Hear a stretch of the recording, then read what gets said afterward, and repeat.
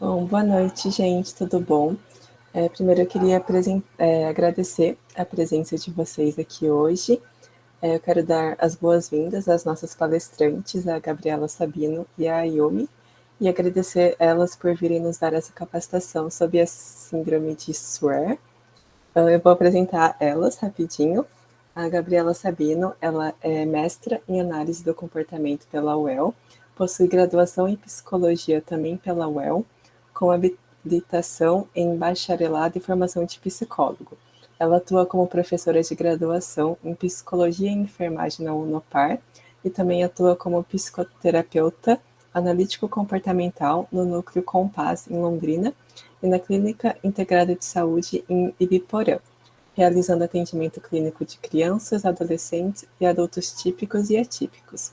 Ela é gestora da Frente de Psicoeducação no projeto Suporte Psicológico Covid-19 da UEL, e aqui no SAG ela atua como psicóloga e supervisora em clínica e saúde.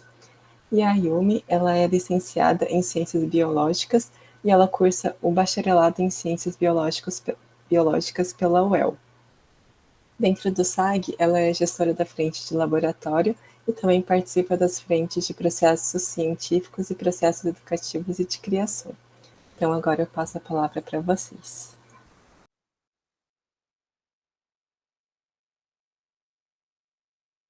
Boa noite, pessoal. Então, eu sou a Yumi.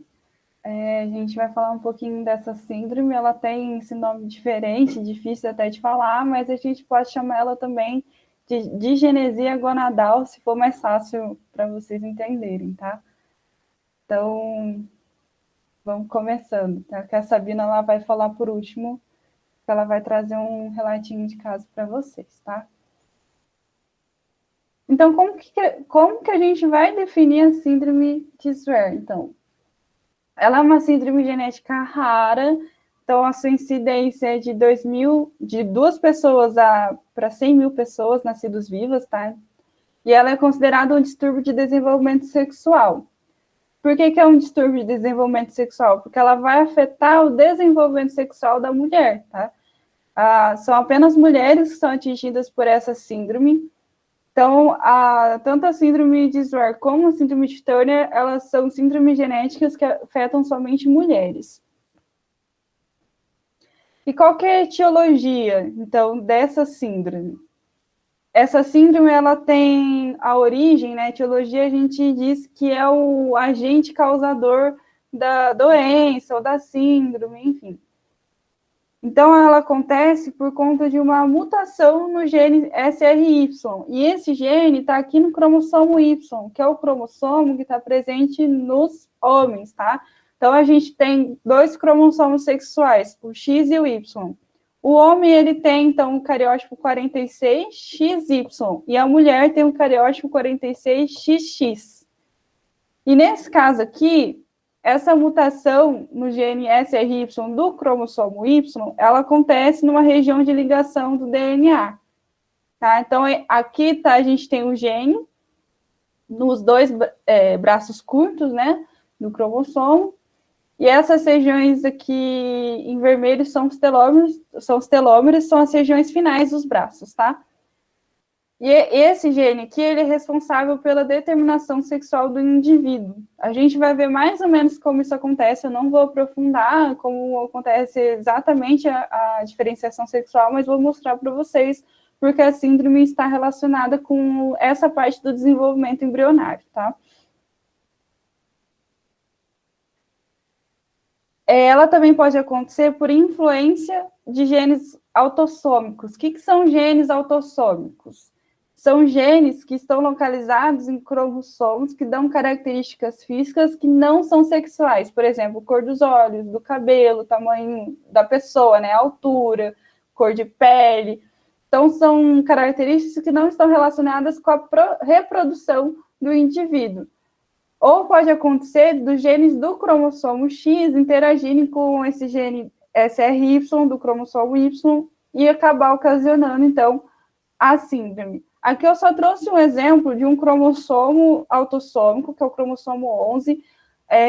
Eu não consegui encontrar quais genes exatamente dos cromossomos autossômicos vão atuar nessa influência, porque os trabalhos eles não especificam os genes que vão interagir com o SRY. Eles falam bastante do SRY, porque é o principal gene da alteração cromossômica, da alteração genética, desculpa.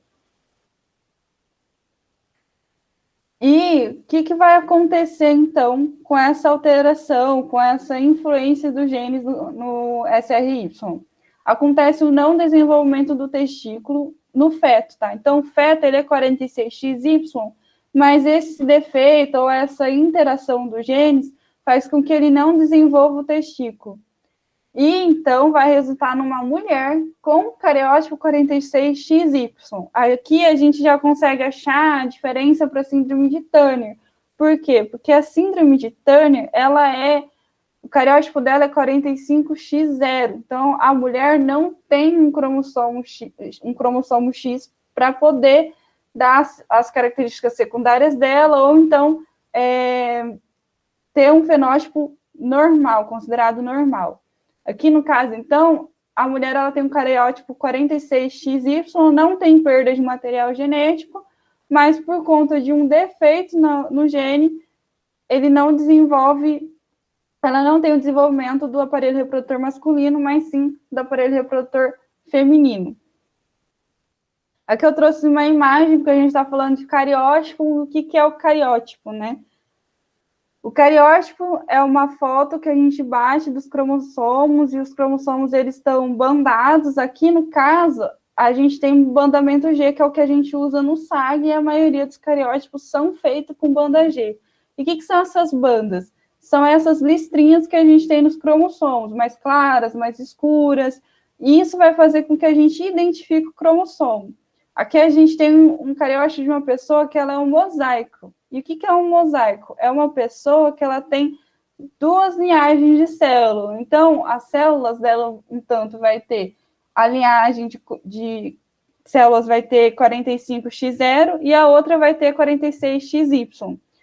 E isso vai resultar em diversas características na pessoa que podem ser diferentes da síndrome de Turner, ou podem ser diferentes da síndrome de Swear, porque ela não vai ter todos os cromossomos, todas as células com o mesmo cariótipo. Então, vai trazer divergência nas características dela.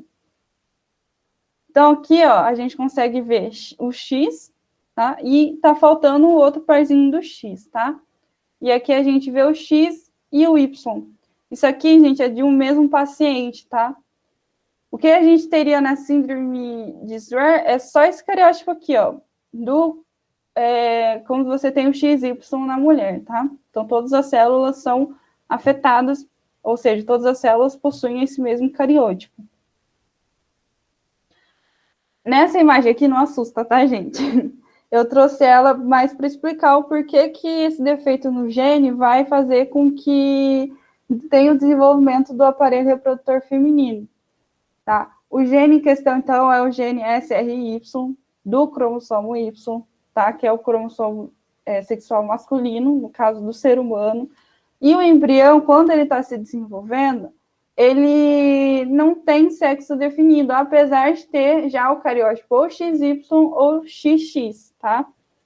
E a diferenciação sexual, ela vai acontecer da seguinte forma: o gene CRY, ele manda um sinal de diferenciação e vai fazer com que o ducto, esqueci o nome agora, ducto de Wolff se desenvolva, tá? Mais que o ducto de Miller, e o ducto de Miller, ele regride, tá? Ele deixa de existir naquele ser e fica só esses ductos de Wolff que vão se desenvolver nos ductos condutores, né? Do espermatozoide e nos testículos, tá? Então, forma todo o aparelho sexual masculino. Essas células de Sertoli e células de Leydig, elas são células que participam do sistema reprodutor masculino, tá?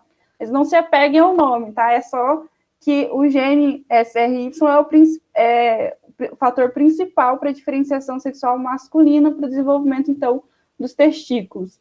Ah, mas e o feminino, como é que acontece? A ausência desse sinal, tá, vai fazer com que os ductos de Miller se desenvolvam e os ductos de Wolff se regridam e sumam do indivíduo. E aí, ó, a gente consegue até ver o formatinho parecido com o útero e com as trompas, né? Porque ele vai se desenvolver depois no aparelho reprodutor feminino. Então, esse defeito do gene SRY, que eu falei lá no começo, vai fazer com que ele não mande esse sinal de diferenciação. E vai fazer, então, o quê? Esse caminho aqui, ó, do desenvolvimento do sistema reprodutor feminino, tá? Então, esse cariótipo vai ser XY, mas vai ter o sistema reprodutor feminino. Então, quais são as características? A gente aqui já falou da definição, que é uma alteração genética rara, que atinge somente mulheres, então é um distúrbio sexual, do desenvolvimento sexual. A gente falou da etiologia dele, que tem a ver lá com o gene SRY do cromossomo Y, e agora a gente vai ver as características. Então, o que acontece? O indivíduo, ele vai ter a genital feminina, a genital externa. Vai ter a ausência do desenvolvimento da puberdade, porque não tem o outro cromossomo X que vai mandar também sinais para o desenvolvimento das características sexuais secundárias, tá? Que é o desenvolvimento das mamas, o afinamento da cintura e também o ciclo menstrual. Então, ela vai ter o quê? Uma amenorreia primária. E a amenorreia primária, gente, nada mais é do que a ausência da menarca, ou então da primeira menstruação da mulher. Tem o aumento, né, do risco do desenvolvimento de tumores abdominais, depois a gente vai ver isso mais certinho, tá? Então não precisa se assustar, não é, assim, coisas muito, muito, muito graves que podem levar à morte do indivíduo, porque, na verdade, são cistos que podem acontecer em qualquer mulher, mas tem esse aumento do risco, tá? E ela vai ter uma estatura normal ou elevada, então às vezes são mulheres mais altas, e tem a ausência das características da síndrome de Turner. Vamos relembrar aqui as características da síndrome de Turner. Então, a síndrome de Turner, a mulher tem o pescoço alado, então tem esse aumento aqui, né, ó, dessa região do pescoço, ele é chamado de pescoço alado. Ela é mais baixa, tem atraso do desenvolvimento neuropsicomotor, é infértil, né? Aqui no caso, tem casos de mulheres inférteis, por quê? Porque o útero ele não é totalmente desenvolvido e às vezes nem o ovário, tá? Pode acontecer de ser fértil? Eu não sei, tá? Não consegui achar nada que eu falava assim, ó, pode acontecer e não pode acontecer, mas eu vi muito mais casos de útero infantilizado, de útero não desenvolvido e de ovários também não desenvolvidos. Então, significa que não tem a fertilidade, ou então a mesma fertilidade que uma mulher com cariótipo normal teria, tá? Aqui, gente, eu trouxe uma imagem bonitinha para vocês verem mais ou menos as características que estão envolvidas, ó. Então, a gente tá em espanhol, tá? Mas eu vou trazer para vocês, ó. A mulher é mais alta, em alguns casos, o útero ele não se desenvolve por completo, então é um útero pequeno, um útero que a gente chama até de infantilizado, tem a ausência das características sexuais secundárias, tá? E a ausência, às vezes, até dos ovários. Então, pode ser que a mulher não seja fértil. E, gente, essa síndrome, ela tem tipos, tá? Tem 2 tipos. E vamos falar deles agora, tá? Tem a completa e a incompleta, tá? A parcial. Mas a gente já vai falar agora só da completa. Na completa, a genitália externa é feminina, tá? Ela é normal, tem a presença de gônadas estriadas, que são... Eu vou mostrar aqui para vocês, vou botar só para mostrar, tá? São essas gônadas que ficam aqui, ó, tá vendo? Desse ladinho aqui, assim, que é do ducto de Wolff, mas ela não vai produzir espermatozoide, tá, gente? E tem a presença do ducto de Miller, que é esse ducto que tá aqui, ó, tá? Em roxinho, que vai desenvolver, então, o aparato reprodutor feminino, tá?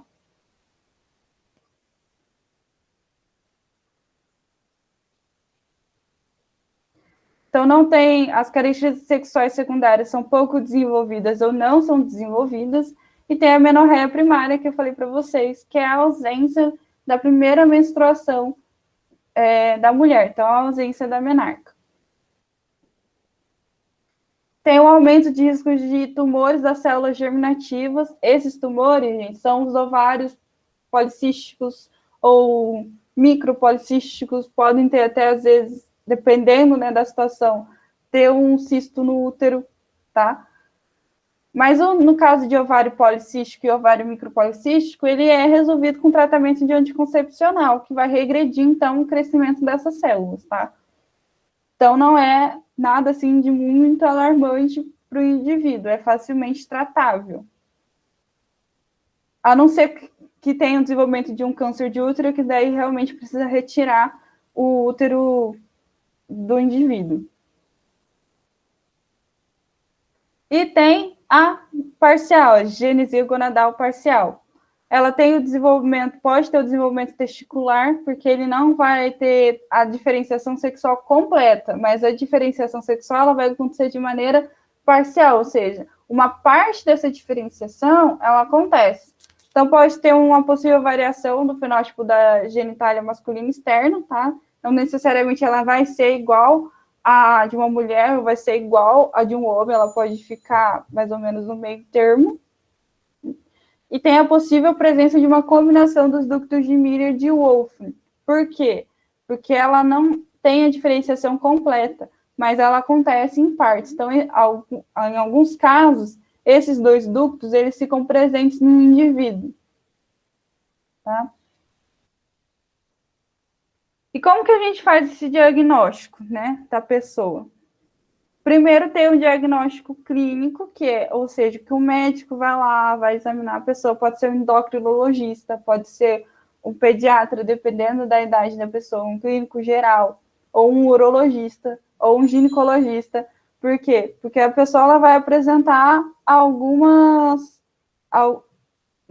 características particulares. Primeiro, eu acho que assim, que a gente consegue mais, a busca, né, maior é de adolescentes por conta da ausência da primeira menstruação, tá? Então, acontece esse diagnóstico clínico. Depois do diagnóstico clínico, o que vai fazer? O médico vai pedir um exame de cariótipo.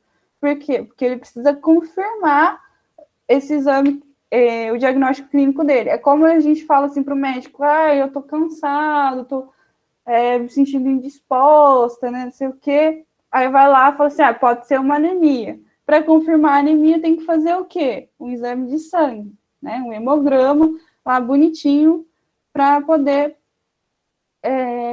confirmar que a pessoa tem anemia e poder passar os possíveis tratamentos para ela, né?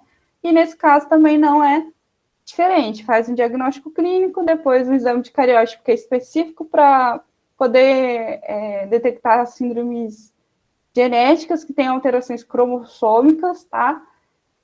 E esse diagnóstico ele precisa ser precoce. Precoce por quê? Porque provavelmente vai precisar de tratamentos hormonais, então isso precisa ser feito o mais rápido possível, tá? Aqui eu trouxe um ideograma de um cariótipo. O que é um ideograma? É uma imagem, um desenho do cariótipo que representa, então, os cromossomos. Aí a gente, aqui, esse tipo de imagem a gente usa para estudar os cromossomos e, com o tempo, memorizando as bandas dele, poder identificar cada um dos cromossomos do exame de cariótipo, tá? E o tratamento ou cuidado paliativo, né? Por que paliativo? Porque a gente não consegue ir lá trocar o cromossomo do indivíduo para um cromossomo X, tá? As alterações genéticas, a gente não tem como mudar elas, né, do indivíduo e fazer com que ele tenha um cariótipo normal. Então, é um cuidado dos sintomas, tá? O que pode ser feito nesse caso? Pode ser induzido a puberdade por meio, né, da ingestão de estrogênio, que é o hormônio sexual feminino, um dos, e a longo prazo, para manter o ciclo menstrual, para manter, né, todas as funções femininas, até mesmo continuar com o tratamento da puberdade, se faz uma terapia com estrogênio e progesterona, tá? Que são os dois principais hormônios femininos, tá? Sexuais femininos. A gente vai ter o LH também, que atua no ciclo menstrual, vão ter outros hormônios, mas esses aqui a gente usa para o controle do ciclo menstrual. Inclusive, eles estão presentes nos anticoncepcionais, para quem toma, para prevenir gravidez, ou então para cisto ou outros casos, né? É a regulação desses hormônios, tá? E tem o acompanhamento de caso, porque pode ser feita uma terapia, ou então uma psicoterapia com o indivíduo. Aí agora a Sabina ela vai explicar melhor, tá? Como é que faz essa conversa com o paciente, como que é feito, então, o acompanhamento do paciente. Perfeito, aí obrigada. Então, queria começar primeiro agradecendo por estar aqui, né? Muito legal esse convite. Para mim é uma honra estar aqui apresentando para vocês no SAG de novo. Estava com saudade já dessas atividades e estar do lado da IU fazendo isso para mim nossa, é maravilhoso. Então agora eu vou passar para vocês um pouquinho de como foi um acompanhamento de caso para exemplificar, né, como funciona todo esse processo também quando o SAG recebe um encaminhamento de alguém que tem essa síndrome.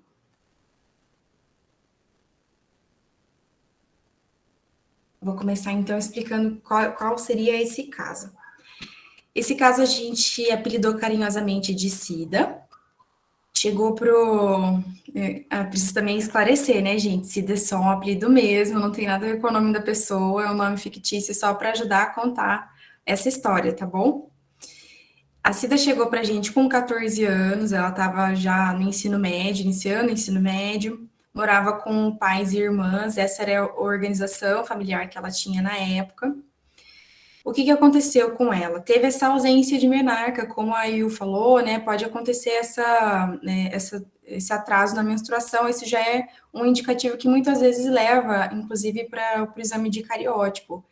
E também, né, outra questão que o médico que fez o atendimento compreendeu como relevante para mandar para esse exame foi a questão da estatura baixa.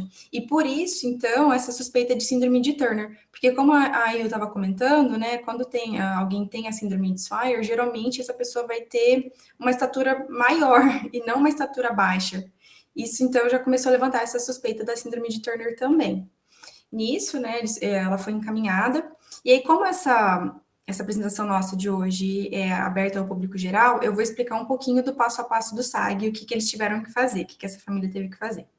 Primeiro teve, então, esse encaminhamento, né, foi passado essa necessidade de um exame de cariótipo, foi levado até o EL, então a pessoa pegou o pedido de exame, levou lá para o Jonas, não sei se todo mundo já ouviu falar do Jonas, mas ele é a pessoa que realiza todo o agendamento. Quem não conhece, quando voltar para as atividades presenciais, eu indico muito que faça uma visitinha lá com ele, ele é muito gente boa. Então, ele recebeu essa família, agendou com eles numa coleta de sangue, a família retornou para o UEL, então, na data programada, para fazer essa coleta, né? E aí que começou a dificuldade para o diagnóstico. Por quê?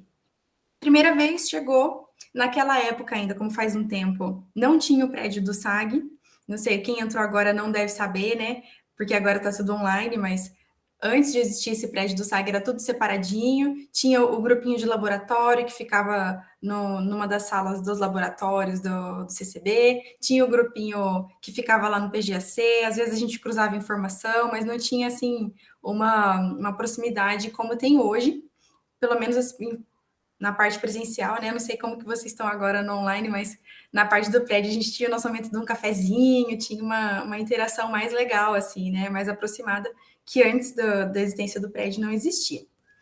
Então, o que aconteceu? Nessa época, inclusive, eu não sei nem se vocês sabem, mas a pessoa que ficava no laboratório junto com a Eli se chamava Aline. Ela também era do curso de biologia e ficou lá um tempão auxiliando nessa parte dos exames. Levaram para elas, então, na sala do laboratório a coleta de sangue, fizeram o exame, ficou inconclusiva, porque teve, então, até então, né, essa paciente não tinha nenhuma característica masculina, ela tinha o corpo totalmente de acordo com o sexo feminino, e isso começou a levantar algumas questões, né, porque esse resultado acabou ficando inconclusivo. Então, aí você pode voltar naquele ainda, que esse eu vou contar uma história longa para você. Vai demorar um pouquinho. Aí, o que aconteceu? Quem tinha feito a coleta de sangue lá no hospital, no ambulatório, quer dizer, né, no HC da UEL mesmo, tinha sido um homem. Então, o que eles fizeram? Mandaram fazer de novo a coleta de sangue, dessa vez por uma mulher, e começou essa troca, então, de evitação de uma contaminação. Levantaram essa hipótese, né, de que poderia ter sido contaminada a amostra, então teve que tirar novamente. Dessa vez com maiores cuidados, mais uma vez, cariótipo XY. Aí foi mandado lá para Ribeirão. Ribeirão também ficou inconclusivo, teve que fazer mais uma vez. E tudo isso levou o processo de 1 ano. E eu acho legal dizer que essa entrada dela, né, indo para o agendamento, seguida pela entrevista, depois esse acompanhamento com o laboratório, essa parte de análise, que também envolve um pouco da genética clínica. O que é legal é que esse caso passou por várias partes do atendimento, né, várias partes do aconselhamento, que eu acho super interessante para exemplificar mesmo o nosso trabalho no SAG. Então, beleza, né? Nesse processo todo, 1 ano, imagina a frustração dessa família. Todo mundo querendo saber logo o que era esse diagnóstico, não saía. Cada vez que tinha que fazer coleta, mais 2, 3 meses para sair resultado de novo, porque também existe todo o processo, né, de análise. Então, o que foi decidido? O pessoal da entrevista compreendeu que essa família precisava de ajuda. Então, eles já acionaram o pessoal da Devolutive Support para começar a estar fazendo o atendimento com eles, antes desse resultado sair, para preparar o pessoal para esse resultado, inclusive para essa ansiedade aí, por não ter nada conclusivo ainda. Então, nesse momento, né, ela já passou para mais uma das frentes do projeto, e recebeu continuidade de acompanhamento depois pelo apoio psicológico, que é o que tem acontecido até hoje.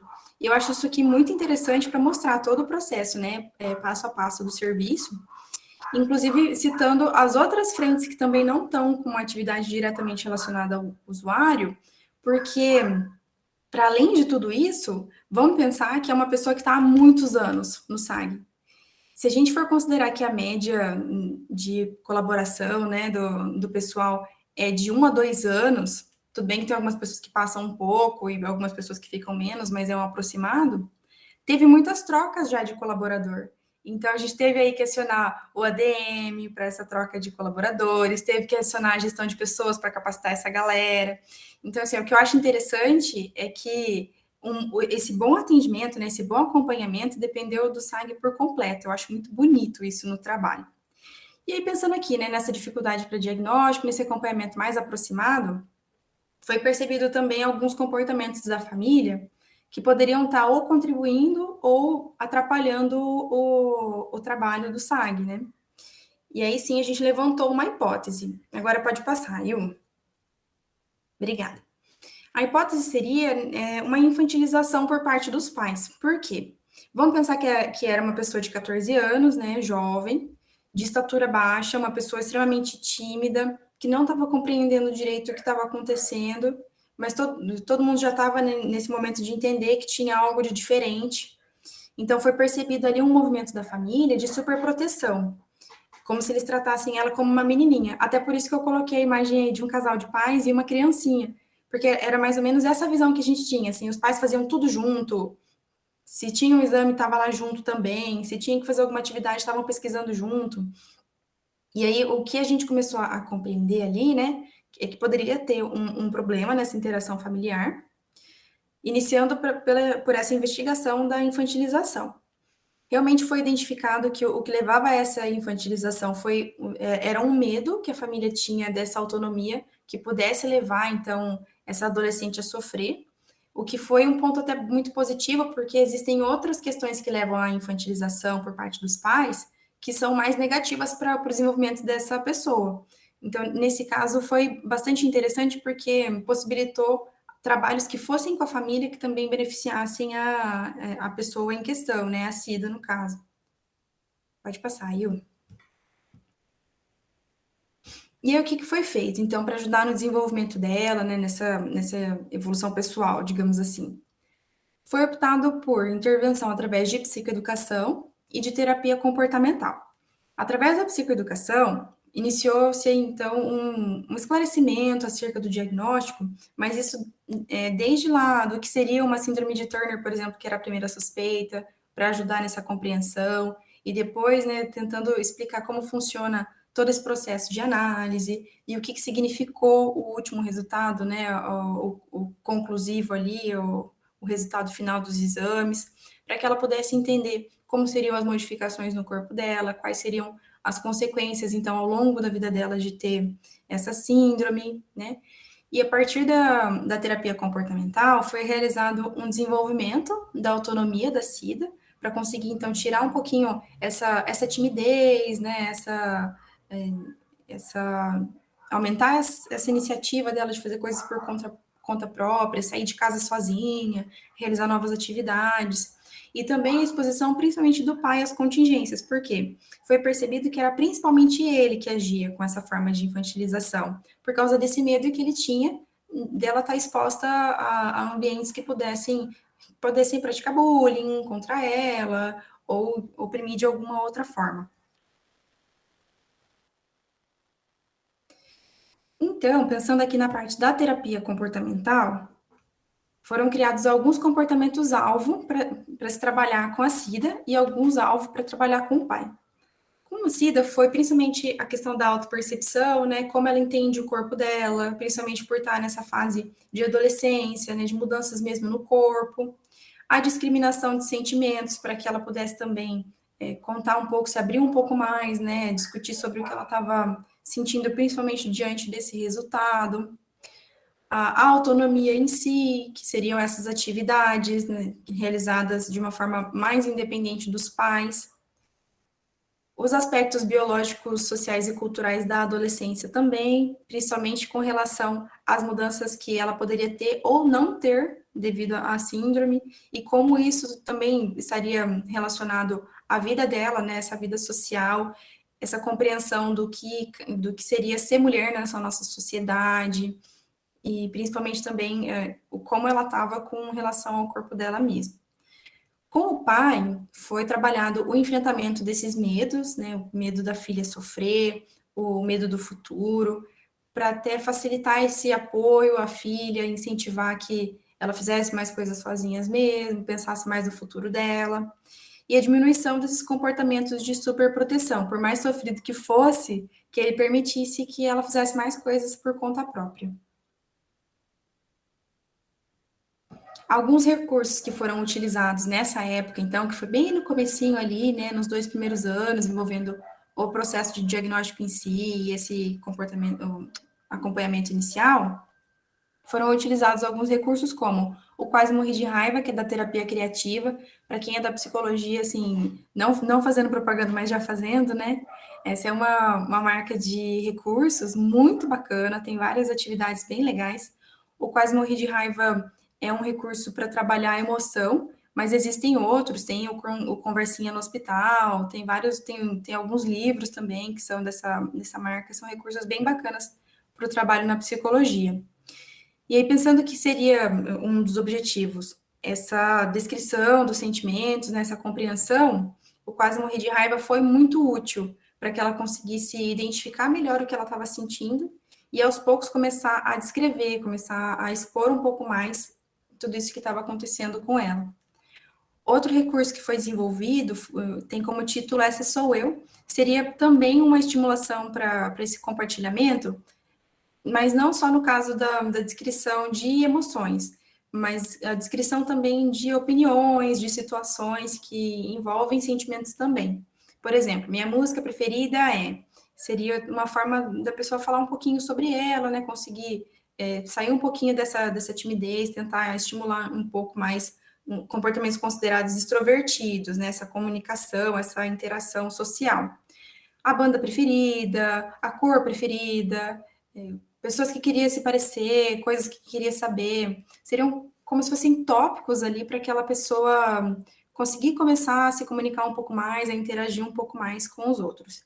E por último, essa imagem que tem 3 bonequinhas, seria uma forma de auxiliar nessa autopercepção. Com qual dessas eu me pareço mais e em que situações eu me pareço mais com cada uma delas? Como eu gostaria de me parecer? Né? Com qual dessas eu gostaria mais de me olhar no espelho e me ver semelhante a? São, então, algumas formas, algumas alternativas que foram encontradas para trabalhar essa questão do corpo também. dos resultados, o que foi obtido a partir da intervenção, seja com outros recursos, com aqueles recursos ou com a parte de conversa mesmo, né, de diálogo, foi percebido um aumento nos relatos das emoções, a partir do momento que ela começou a identificar o que ela estava sentindo com mais clareza, ela conseguiu expor também com maior facilidade. A melhora na descrição de eventos, não só com relação às emoções, mas, por exemplo, uma ida para Ribeirão, como foi? O que, que o médico disse? Como você se sentiu enquanto estava lá? O que, que você percebeu de diferente? Né? Alguns elementos que pudessem, inclusive, ajudar a gente no acompanhamento do caso, porque nem sempre a gente consegue todas as informações quando se trata de um acompanhamento envolvendo outras instituições, além da própria UEL, além do SAG. Então, essa descrição também ajudou muito no nosso acompanhamento. A questão da autonomia foi percebida uma melhora em vários aspectos, mas ainda há necessidade de desenvolvimento em outros. Autonomia no sentido de pegar um ônibus sozinha, de comprar alguma coisa sozinha, essas atividades que podem ser realizadas de forma individual e não estavam sendo. E também resultados em um aumento na tomada de decisão, isso de pensar por conta própria, né? Refletir por conta própria e não ficar em função das decisões tomadas por outras pessoas. Para finalizar, então, todo esse processo aí, que durou anos, foi super interessante, deu para ver todo um crescimento pessoal, também a autonomia, mas ainda algo que continua em andamento.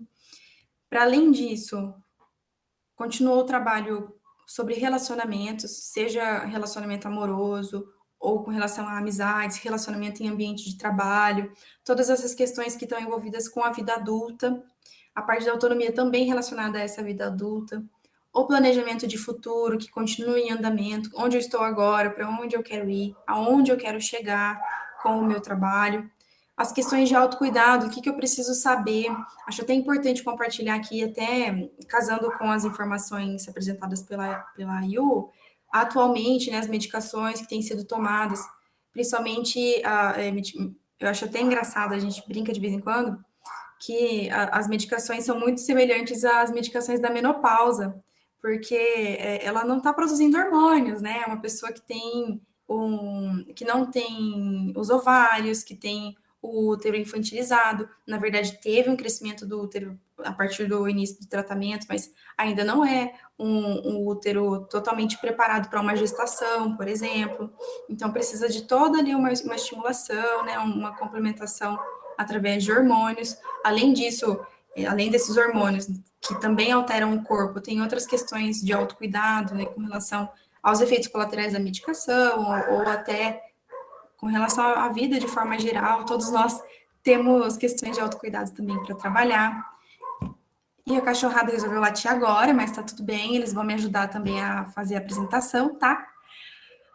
Além disso, continuar esse compartilhamento de sentimentos. Por quê? O que foi percebido? Na terapia tava show de bola, só que só na terapia. Então, vamos fazer essa pessoa compartilhar sentimentos fora também, com outras pessoas, com novos amigos, com amigos antigos, entre outros relacionamentos, inclusive o familiar. A questão da assertividade. Vamos pensar que é uma pessoa que é muito tímida, então, em alguns momentos, pode ser exigido um posicionamento e isso vai gerar certa dificuldade por conta dessa dificuldade de estar compartilhando até questões importantes ali, né? Não só os sentimentos, mas quando a gente fala de assertividade, a gente está falando sobre a descrição do ambiente, a gente está falando sobre uma expectativa com relação ao outro, como colocar essa expectativa de uma forma que o outro também tenha motivação para seguir a nossa sugestão, né? São vários pontos aí relacionados à assertividade que, mesmo para pessoas que têm facilidade de comunicação, pode ser difícil. E eu acho que o mais importante é com relação a ser mulher na sociedade, principalmente quando você tem uma condição ali, né? Você tem uma síndrome que vai afetar muito a sua percepção enquanto mulher.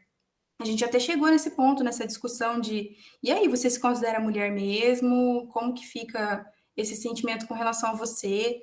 E a gente concluiu que sim, não é por causa de uma condição genética que ela vai deixar de ser uma mulher, mas fica toda uma dúvida. Será que ela pode ser considerada trans, já que ela tinha o cariótipo, já que ela tem esse cariótipo XY? Como fica essa percepção?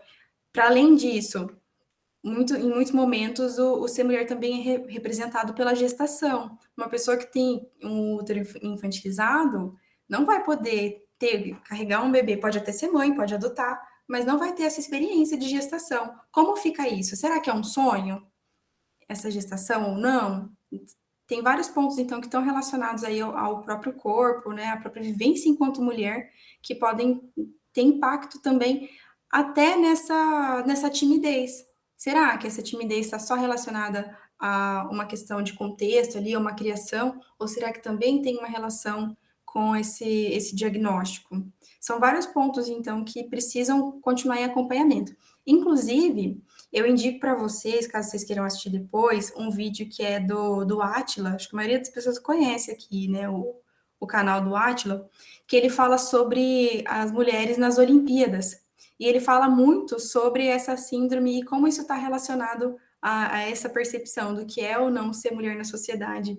Porque teve aí toda essa movimentação de análise para poder separar o que seria a categoria da mulher, o que seria a categoria do homem nas Olimpíadas, e aconteceu de mulheres terem esse cariótipo. Então, como ficou a participação delas nas Olimpíadas depois disso? São alguns pontos também que a gente, inclusive, levou para discussão, em sessão, tudo foi bem bacana. Então, eu indico para vocês. Esse é o ponto que a gente está hoje, do acompanhamento. Então, eu já vou dar por encerrada essa fala. Eu acho que é muito importante também não dar tanta informação, infelizmente, porque trata-se de uma apresentação para o público geral, a gente pode sim compartilhar informações no sentido de disseminar conhecimento, né? Mas sendo um caso clínico, um caso da psicologia, a gente tem que ter muito respeito ao sigilo. Por isso, então, eu estou sendo o mais genérica possível aqui. E caso alguém tenha algum tipo de dúvida que possa ser respondida dessa forma também, fico à disposição.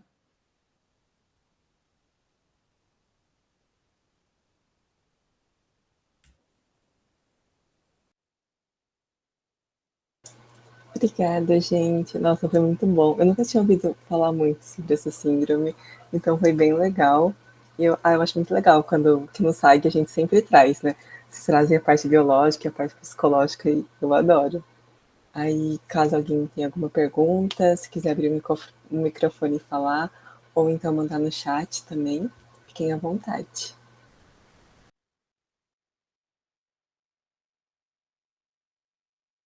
Eu sou suspeita para falar do sangue, mas eu acho ótimo isso também.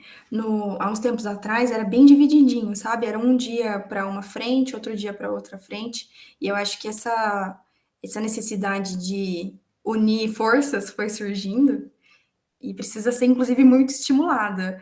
Todas as frentes são importantes e o trabalho não existe sem essa interação entre elas, né? Esse trabalho não é à toa que ele é interdisciplinar, né? Todo mundo precisa estar unido.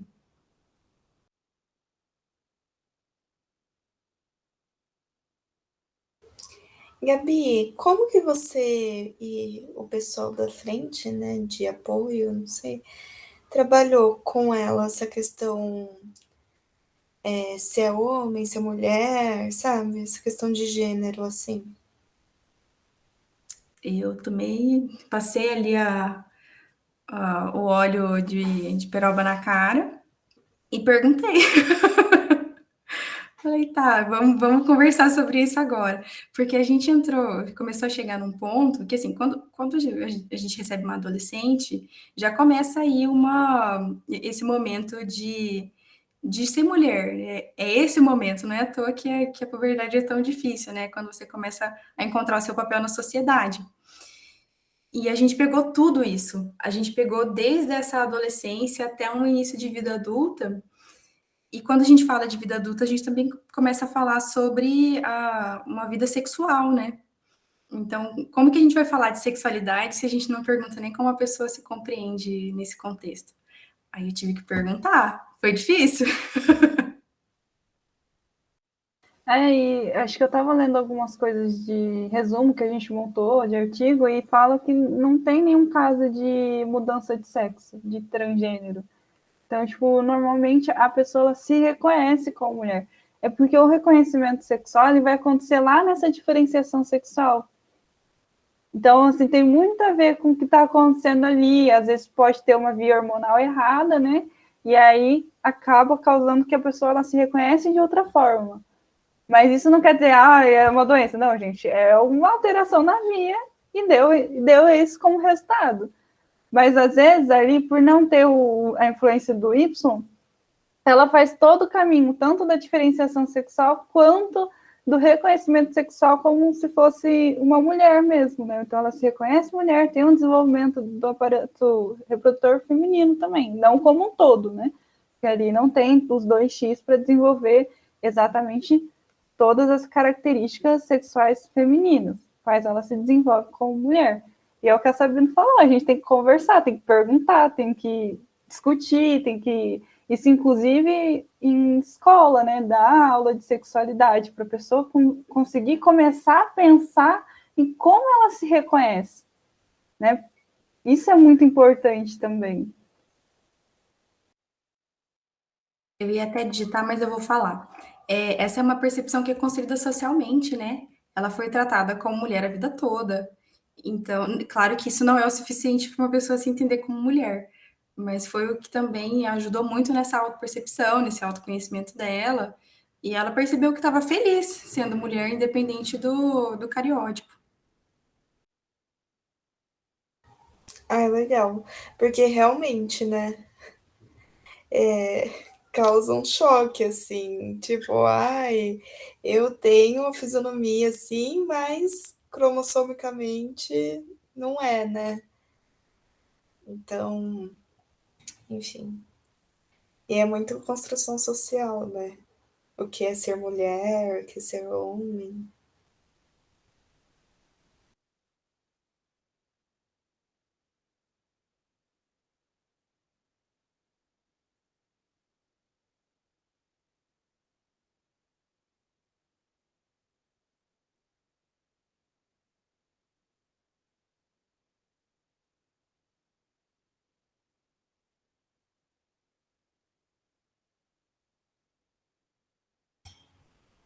Eu também agradecer a fala de vocês. Acho que o ser humano é tão complexo em todas as suas possibilidades, inclusive genéticas, né, que é difícil a gente dar conta de tudo, ou mesmo saber lidar com tudo. Então é muito importante a fala de vocês duas, né, para esclarecer o que é possível, que tipo de qualidade de vida diante de uma certa condição, né, se apresenta. E obviamente, né, como vocês colocaram também, né, felizmente o SAC consegue ter essa abrangência, né, e esse trabalho educativo, como a Sabino colocou, e eu coloco sempre, eu sou fã de vocês. Parabéns. Obrigada, professor. Também tenho muito orgulho desse serviço. Sou suspeito para falar, né? Mas